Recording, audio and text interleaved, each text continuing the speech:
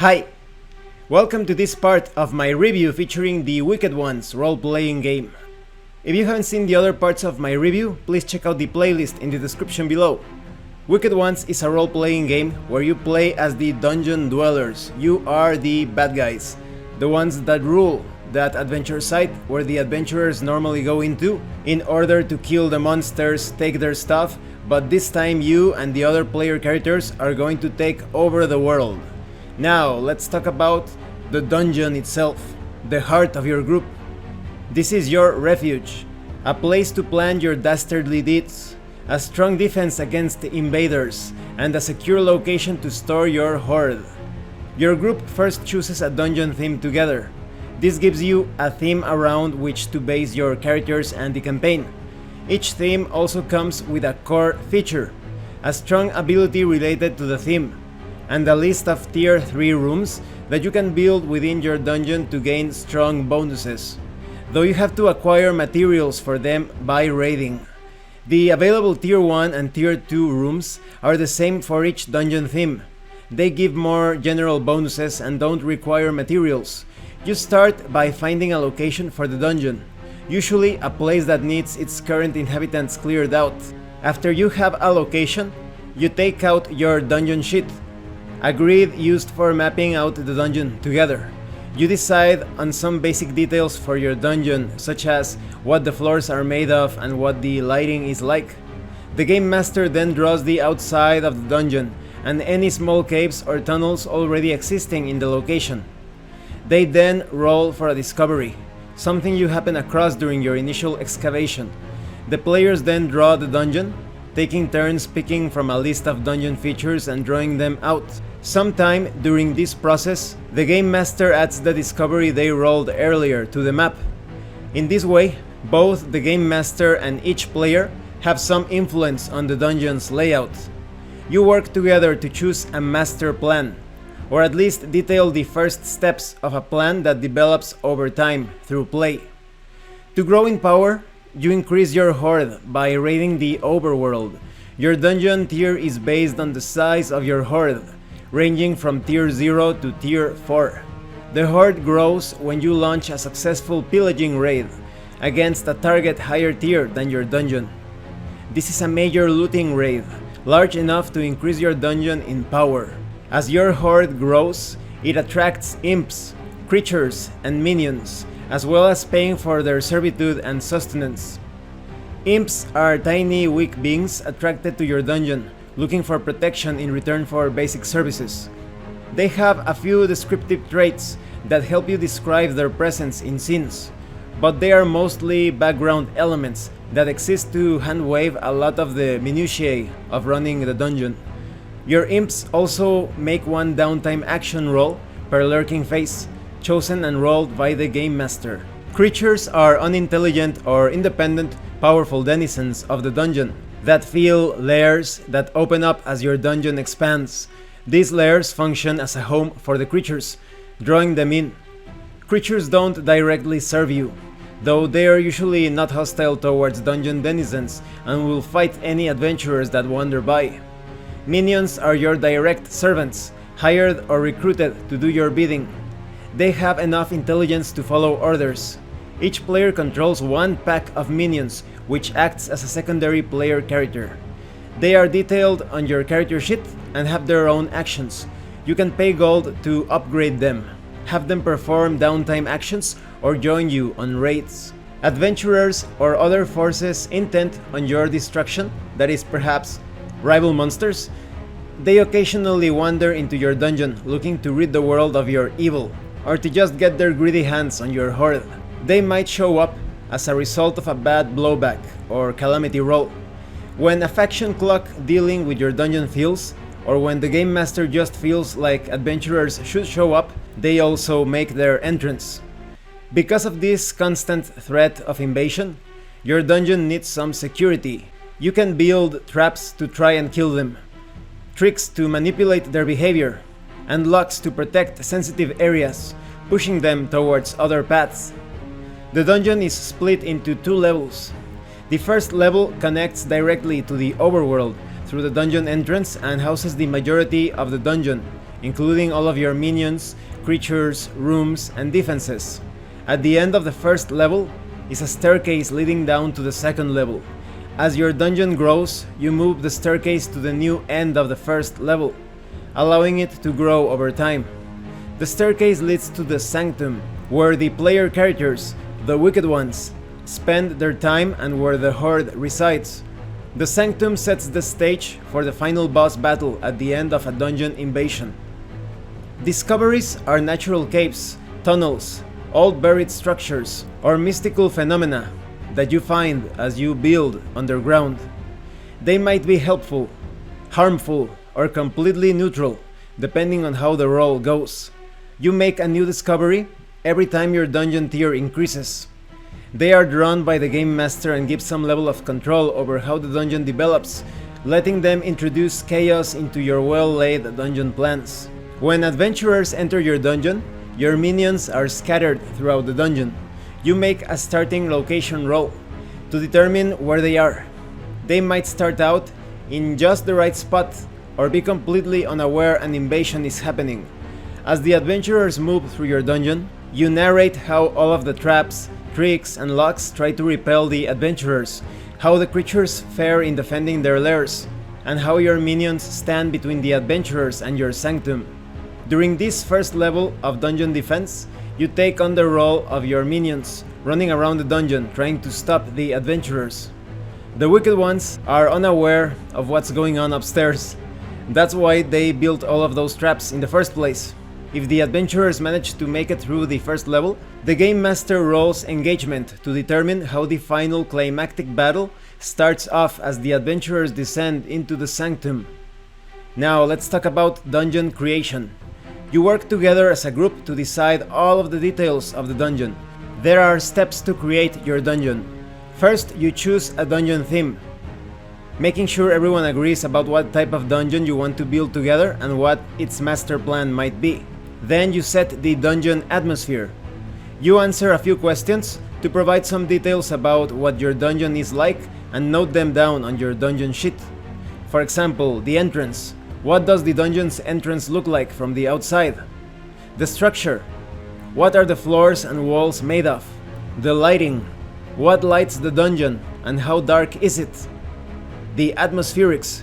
What sounds and smells greet those who enter? And the horde. What makes up the piles of treasure in your horde? Then you choose your imps. Soon after you clear out your dungeon location and set its atmosphere, imps begin to show up. The exact nature and personalities of your imps is up to you.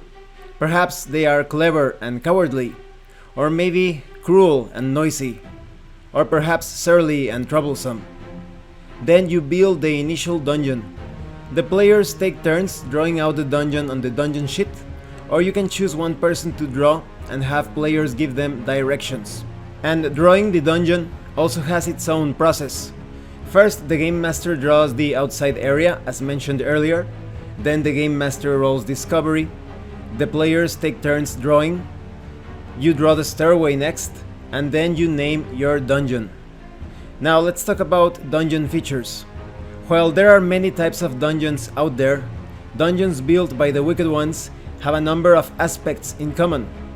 They are new dungeons not built on old ruins, and are unique in many ways. They are built to grow rapidly and mainly serve as a base of operations from which to launch raids and a safe haven from any trouble you stir up when doing so. Now, when it comes to horde and tier, your dungeon is rated from tier 0 to tier 4, representing its power relative to other factions and invading adventurers. The dungeon's tier represents training and equipment, and the dungeon's tier represents raiding power as well. When facing tougher enemies, you might start an encounter with a lower engagement roll, or even with consequences already inflicted.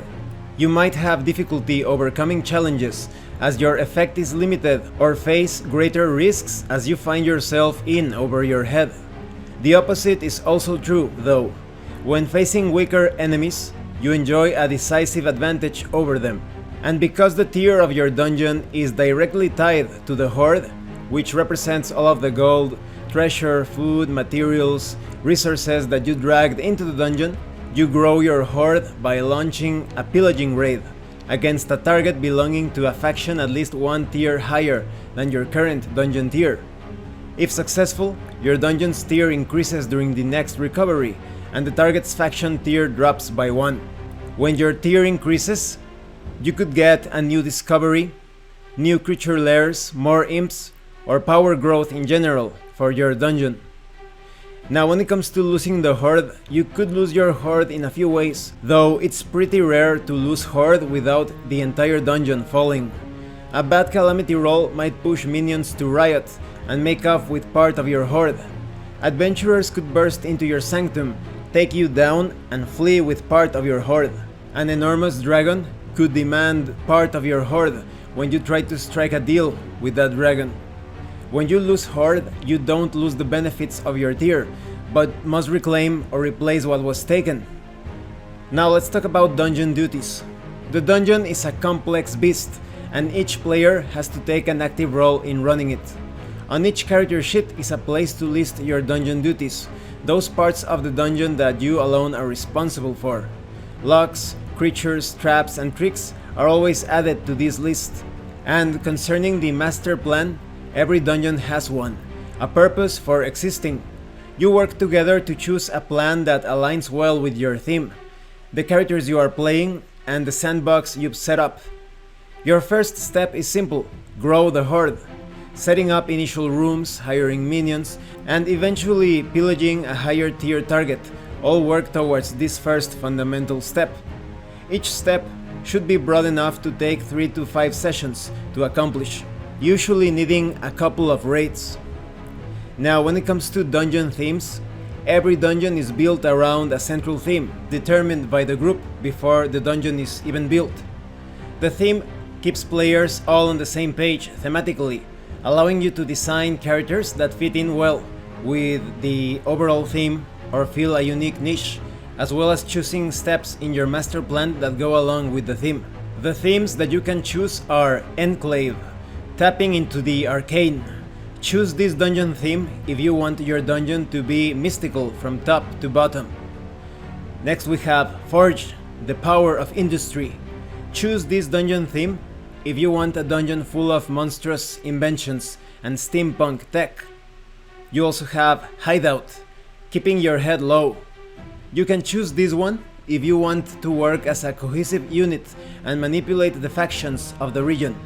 There's also the Stronghold theme, through strength of arms. This theme is about wanting to face challenges with pure military might. Then you have Temple, serving a greater power.